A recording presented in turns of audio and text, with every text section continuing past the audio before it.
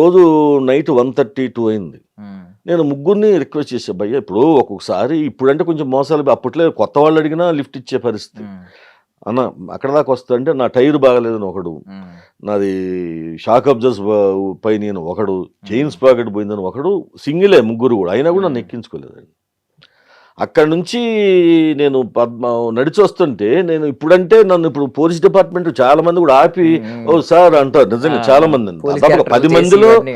10 మందిలో 5-6 నన్ను police officers కూడా గుర్తుపడతారు యాజ్ ఆర్టిస్ట్ అని అందరూ చాలా మంది తెలుసు.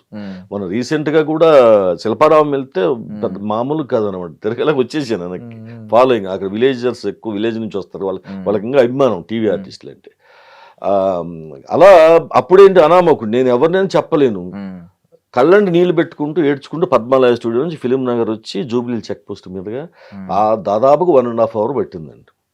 కళ్ళల్లో నీళ్లు తిరిగాయి, ఎందుకంటే కారు ఉంది, 20 ఎకరాల పొలం అమ్ముకున్నాను, ఇంత జరిగి ఇప్పుడు కనీసం ఒక బైక్ లేదు, ఇంతమంది అంటే డబ్బు లేకపోతే ఇలా ఉంటుంది అనమాట మనిషి పరిస్థితి అనేసి, ఇండస్ట్రీలో కూడా ఇలాగే ఉంటుందని అనుకొని అప్పుడే డిసైడ్ అయ్యానండి.